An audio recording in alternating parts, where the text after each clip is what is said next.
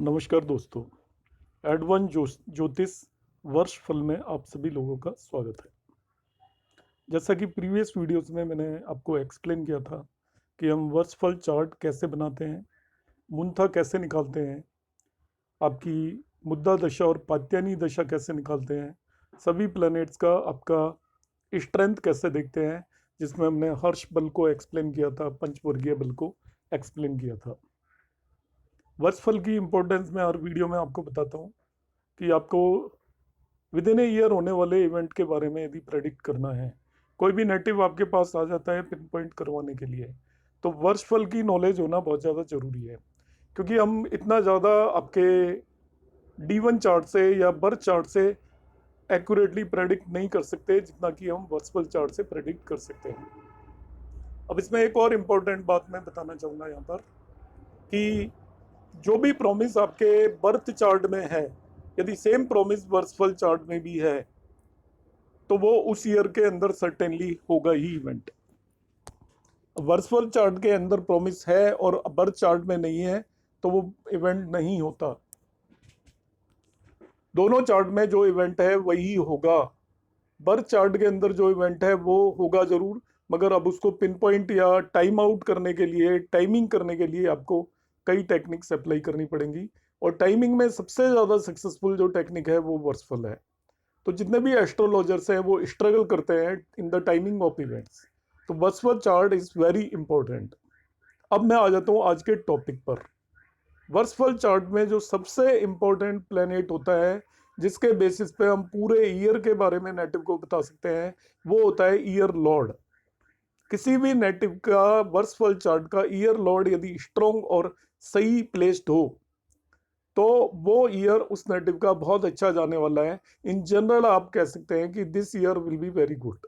तो आपका पूरा 1 ईयर का जो भी वर्ष है वर्षफल चार्ट के लॉर्ड, जिसको हम ईयर लॉर्ड बोलते हैं, उस पर डिपेंड करता है। तो आज के वीडियो में हम डिस्कस करेंगे किस तरीके से हम ईयर लॉर्ड निकालते हैं। तो ईयर लॉर्ड निकालने के लिए 5 प्लैनेट्स आपके एलिजिबल होते हैं, कंटेंडर्स होते हैं, उन्हें हम बोलते हैं ऑफिस बियरर या पंचाधिकारी। ये 5 प्लैनेट हैं, इनमें से कोई भी एक ईयर लॉर्ड होगा। तो पंचाधिकारी कौन 5 प्लैनेट होंगे? उनमें सबसे पहले होता है मुंथापति, लॉर्ड ऑफ मुंथा साइन, जो मैं एक्सप्लेन कर चुका हूँ। मुंथा जिस भी साइन में होगी उसके लॉर्ड को मुंथापति बोलते हैं। दूसरा जो एलिजिबल होता है वो होता है आपका जन्म लग्नपति।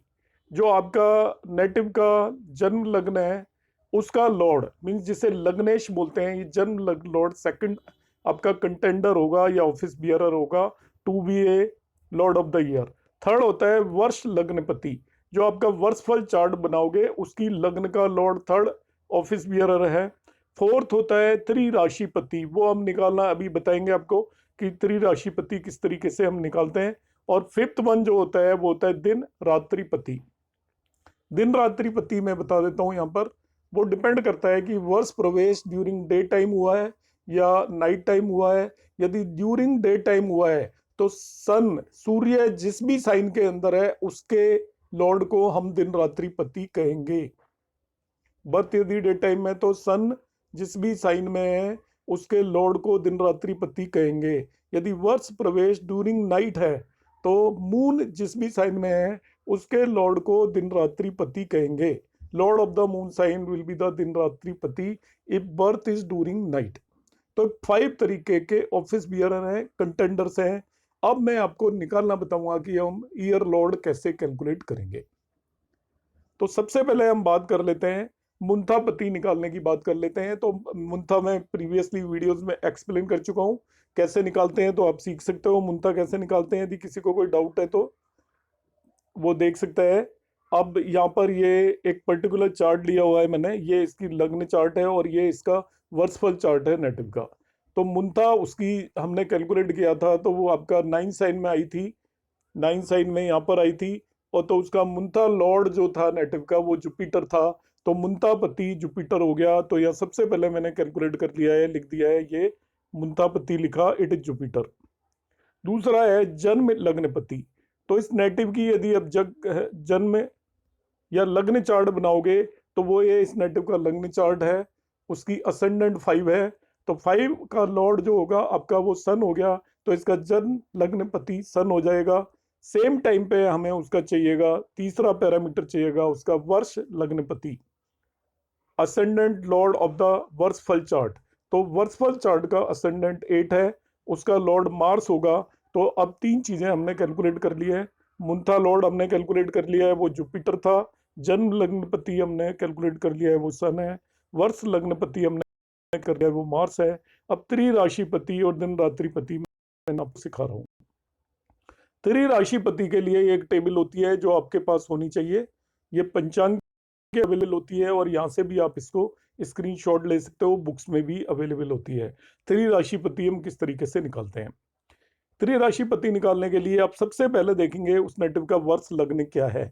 जैसा कि इस केस में वृश्चिक या स्कॉर्पियो साइन था, तो हम देखेंगे वर्ष लग्न क्या है, तो वो स्कॉर्पियो साइन है। तो स्कॉर्पियो साइन पे हम पिन पॉइंट कर देंगे। देखिए यहाँ पे मैं कैलकुलेट करना आपको बता रहा हूँ। वर्ष लग्न स्कॉर्पियो थी, तो स्कॉर्पियो साइन को मैंने पिन पॉइंट कर दिया, ये हो गया। अब आप देखिए वर्ष प्रवेश ड्यूरिंग डे टाइम हुआ है या नाइट टाइम हुआ है। तो हम क्या करेंगे, वर्ष प्रवेश ड्यूरिंग डे टाइम या नाइट टाइम, हम जब वर्ष प्रवेश चार्ट बनाते हैं तो हमें मालूम होता है कब हुआ है। अदरवाइज आप चार्ट देख लीजिए, चार्ट में यदि आपका 7 से लेकर 12th हाउस के बीच में यदि सन की पोजीशन है तो वर्ष प्रवेश ड्यूरिंग डे टाइम हुआ है। इस नेटिव का वर्ष प्रवेश ड्यूरिंग डे टाइम है, तो ड्यूरिंग डे टाइम है, और आपका वर्ष लग्न यदि स्कॉर्पियो है तो आपका इसका त्रिराशिपति मार्स हो जाएगा। बाय द वे वर्ष ड्यूरिंग नाइट टाइम हुआ होता तो त्रिराशिपति वीनस होता। अब क्योंकि मैं आपको ये सिखा रहा हूं तो एक और एग्जांपल ले लेता हूं कि बाय द वे किसी भी नेटिव का वर्ष लग्न लॉर्ड टॉरस है, ये है बाय द वे टॉरस है। हमारे इस केस में स्कॉर्पियो है, तो उसका आपका त्रिराशिपति मार्स हो गया। वो मैं आपको बता चुका हूँ, मार्स लिखा हुआ है, वो यहाँ पे लिख दिया। मैं आपको और एक एग्जांपल बता रहा हूँ जस्ट टू एक्सप्लेन। सपोज किसी भी नेटिव का वर्ष लग्न टॉरस है और उसका बर्थ नाइट में हुआ है। अब आपको देखना सीखना है कि त्रिराशिपति कैसे निकालेंगे। तो टॉरस आप ले लीजिए, वर्ष लग्न ये टॉरस हो गया यहाँ पर। अब टॉरस का यदि वर्ष प्रवेश ड्यूरिंग डे होता तो त्रिराशिपति वीनस होता, और वर्ष प्रवेश ड्यूरिंग नाइट है तो त्रिराशिपति आपका मून हो जाएगा। इस तरीके से हम त्रिराशिपति कैलकुलेट कर सकते हैं। तो आई होप आपको त्रिराशिपति कैलकुलेट करना क्लियर हो गया होगा कि हाउ टू कैलकुलेट त्रिराशिपति। तो हमको ये चार्ट की जरूरत पड़ेगी, जो लोग एग्जाम देंगे उन्हें ये एग्जाम में मिल जाएगा, अदरवाइज ये आपका पंचांग में भी अवेलेबल है, आप सर्च करेंगे तो मिल जाएगा त्रिराशिपति किस टाइम में कौन सा है। तो तीन चीजें हमारी पता चल गई। अब फोर्थ वन हमें निकालना है दिन रात्रि पति। तो दिन रात्रि पति के लिए आपको वर्ष प्रवेश चार्ट की जरूरत होगी। ये आपका वर्ष फल चार्ट है। अब यहाँ पर देखिए सन की पोजीशन है आपके 10th हाउस में, तो 10th हाउस में सन दोपहर के टाइम पे होता है। इसका मतलब वर्ष प्रवेश ड्यूरिंग डे टाइम हुआ है। तो वर्ष प्रवेश ड्यूरिंग डे टाइम हो तो सन साइन का जो भी लॉर्ड होगा, सन साइन ने आपका सन आपके 5 साइन में है, इसका लॉर्ड खुद सन है, इसलिए दिन रात्रिपति सन हो जाएगा। आपको और एक एग्जांपल बताता हूं। बाय द वे ये बर्थ नाइट में हुआ होता है, सन की पोजीशन यहाँ होती बजाय यहाँ के। ऐसा होता बाय द वे कि ये सन की पोजीशन यहां से हटा दिया मैंने इसको, और इसको सन को यहां प्लेस कर दिया, तो बर्थ हो गया। अब वो वर्ष प्रवेश हो गया ड्यूरिंग नाइट। अब मुझे दिन रात्रि पति चाहिए, तो ड्यूरिंग नाइट वर्ष प्रवेश हो तो मून साइन जहां पे भी है मून, उसका लॉर्ड मतलब 2 साइन में मून है तो उसका Lord Venus will be the दिन रात्रि पति। तो दिन रात्रि पति निकालना आपका डिपेंड करेगा, यदि वर्ष प्रवेश ड्यूरिंग डे टाइम है तो सन जिस भी साइन में है उसके लॉर्ड को दिन रात्रि पति कहेंगे। वर्ष प्रवेश ड्यूरिंग नाइट है तो मून जिस भी साइन में है उसके लॉर्ड को दिन रात्रि पति कहेंगे। इस तरीके से यहाँ पे आपका दिन रात्रि पति शनि हो गया इस पर्टिकुलर केस में। तो ये मैंने पांचों ऑफिस बियरर आपके निकाल दिए हैं। These are 5 office bearer which are eligible for the वर्ष लॉर्ड। वर्ष लॉर्ड के लिए ये 5 ऑफिस बियरर एलिजिबल हैं। तो पहले तो एलिजिबल ऑफिस बियरर निकालने, पहली कंडीशन ये है। अब दूसरी कंडीशन क्या होगी, इन पांचों ऑफिस बियरर्स का आपको बल पता होना चाहिए, पंच वर्गीय बल पता होना चाहिए। पांचों ऑफिस बियरर का पंचवर्गीय बल जो हमने प्रीवियस क्लास में निकाला था, आप मेरा प्रीवियस वीडियो देख सकते हैं, उनमें पंचवर्गीय बल मैंने निकाला था सभी पांचों प्लैनेट्स का। तो पंचवर्गीय बल आपको मालूम होना चाहिए। तो ईयर लॉर्ड कौन होगा? ईयर लॉर्ड की क्या क्वालिफिकेशन है? दो क्वालिफिकेशन होती है ईयर लॉर्ड की। दोनों कंडीशन जो ईयर लॉर्ड, जो भी प्लेनेट इन पांचों में से सेटिस्फाई करेगा वो ईयर लॉर्ड होगा। पहले हमने 5 ऑफिस बियरर डिसाइड किए, उसके तरीके मैंने बताए। अब इसके दूसरे पार्ट में हम डिसाइड करेंगे इन पांचों में से कोई एक ईयर लॉर्ड होगा। कौन होगा? फर्स्ट वन, इन सभी में जो स्ट्रोंगेस्ट प्लेनेट है वो ईयर लॉर्ड होगा, मगर दूसरी कंडीशन है कि वो लग्न को एस्पेक्ट करना चाहिए। और एस्पेक्ट यहाँ पे ताजिक एस्पेक्ट होगा, मतलब वो 1, 4, 7, 10, 3, 5, 9, 11 में जो होते हैं वो प्लेनेट एस्पेक्ट करते हैं। तो इन सभी में जो भी प्लेनेट स्ट्रोंगेस्ट होगा और लग्न को एस्पेक्ट कर रहा होगा। अब सवाल आता है दूसरे केस पे, आइए ध्यान से। पहली कंडीशन मैंने बताई स्ट्रोंगेस्ट जो भी है और वो लग्न को एस्पेक्ट कर रहा है तो वो आपका ईयर लॉर्ड हो जाएगा। अब सपोज इन पांचों में से जो स्ट्रोंगेस्ट है वो लग्न को एस्पेक्ट नहीं कर रहा है, तो अब हम दूसरे नंबर पे जो स्ट्रोंगर है वहां पर जाएंगे। यदि वो लग्न को एस्पेक्ट कर रहा है तो वो त्रिराशिपति हो जाएगा। अब दूसरे नंबर का भी यदि एस्पेक्ट नहीं कर रहा है तो तीसरे नंबर के स्ट्रोंगर प्लैनेट पर हम जाएंगे। यदि वो एस्पेक्ट कर रहा है तो वो आपका ईयर लॉर्ड हो जाएगा। इन दिस वे हम ईयर लॉर्ड कैलकुलेट करते हैं। तो दो इसेंशियल कंडीशन है।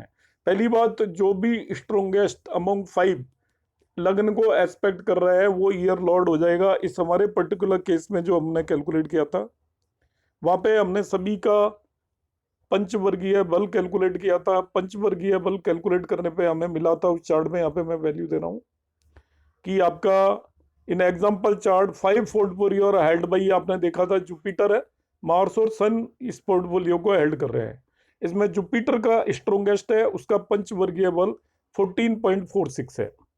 सबसे ज्यादा इन पांचों में जुपिटर का पंचवर्गीय बल है 14.46।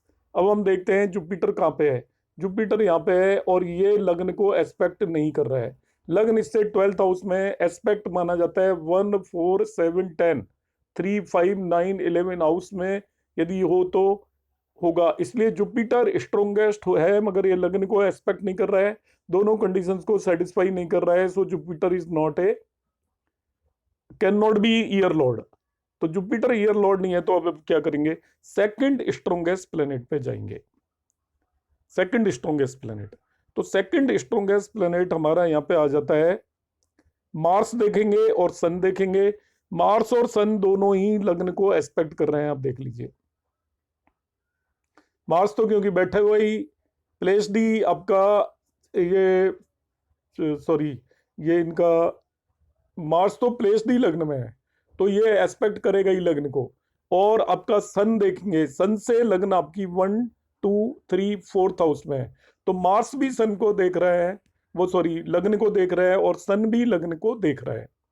जुपिटर जो स्ट्रोंगेस्ट था वो लग्न को नहीं देख रहा था, एस्पेक्ट नहीं कर रहा था, इसलिए Jupiter can not be year Lord. अब बाकी जो दो कंटेंडर थे 5 ऑफिस बियरर्स में, उनमें आपका मार्स आता है और सन आता है। अब इन ये दोनों ही लग्न को देख रहे हैं तो इन दोनों में जो भी स्ट्रोंगर होगा वो ईयर लॉर्ड हो जाएगा। तो हम देखते हैं इनकी स्ट्रेंथ हमने निकाली हुई है, यहाँ पे वैल्यू मैंने लिखी हुई है ये। तो you just see sun is stronger than Mars, क्योंकि सन का जो आपका पंचवर्गीय बल है वो 14.20 वीबी है और मार्स का 14.1 है। तो क्योंकि सन का आपका पंचवर्गीय बल मार्स से ज्यादा है तो दोनों एस्पेक्ट कर रहे हैं, फिर भी sun will be the year lord. तो ईयर लॉर्ड के लिए मैं फिर से इस पार्ट को रिपीट करता हूं, ईयर लॉर्ड का पूरा प्रोसेस रिपीट करता हूं। ईयर लॉर्ड के लिए 5 ऑफिस बियरर होते हैं, 5 कंटेंडर्स होते हैं। उन 5 कंटेंडर्स को हम कैलकुलेट करेंगे। ये 5 कंटेंडर्स होते हैं ईयर लॉर्ड के लिए। उनमें फर्स्ट वन कंटेंडर आपका होता है जो हमने कैलकुलेट किया था अभी, मुंथा lord. Second one year birth lord. Third one आपका year lord. Second one is जन्म बर्थ लॉर्ड। ईयर वर्षफल lord. Fourth one is your त्रिराशिपति एंड फिफ्थ वन इज दिन रात्रिपति। तो ये पांचों ऑफिस बियरर को निकालने का मैंने तरीका बताया था। पांचों ऑफिस बियरर हम निकाल लेंगे। इन सभी का पंचवर्गीय बल नोट कर लेंगे। पंचवर्गीय बल निकालने का तरीका मैं पहले बता चुका हूं। जो लोग एग्जाम देंगे उनको एग्जाम में पंचवर्गीय बल दे रखा होगा ऑलरेडी, तो हमें पता चल जाएगा इनमें कौन स्ट्रोंगर है। अब इनमें हम देखेंगे कि स्ट्रोंगेस्ट प्लेनेट यदि लग्न को एस्पेक्ट कर रहा है तो वो होगा आपका ईयर लॉर्ड। वो नहीं देख रहे हैं तो सेकंड नंबर का ईयर लॉर्ड होगा। वो नहीं देख रहे हैं तो थर्ड नंबर वाला ईयर लॉर्ड होगा। जैसे हमारे एग्जांपल में Jupiter, Mars and sun were the office bearers. ये तीनों ऑफिस बियरर थे। उनमें जुपिटर स्ट्रोंगेस्ट था, मगर वो लग्न को एस्पेक्ट नहीं कर रहा था, इसलिए जुपिटर ईयर लॉर्ड नहीं था। इसके बाद आपके दो बाकी दोनों ऑफिस बियरर लग्न को एस्पेक्ट कर रहे थे, सन एंड मार्स। उनमें सन स्ट्रोंगर था, इसलिए हमने सन को ईयर लॉर्ड डिक्लेयर कर दिया। तो इस तरीके से हम ईयर लॉर्ड कैलकुलेट करेंगे। तो आज का ये मैं वीडियो यहीं पे एंड करूंगा। यदि आपको कोई डाउट हो यहाँ तक तो आप कमेंट बॉक्स में कमेंट करेंगे। नेक्स्ट क्लास में मैं ईयर लॉर्ड से रिलेटेड क्या एक्सेप्शंस हैं उनके बारे में बात करूंगा, और कौन कौन सी चीजें हो सकती हैं। हम मून को क्यों नहीं ईयर लॉर्ड मान के चलते हैं, और यदि इनमें से कोई भी यदि कंटेंडर पांचों में से एलिजिबल नहीं है तब ईयर लॉर्ड कैसे डिसाइड करते हैं, that we will discuss in the next class. Thank you.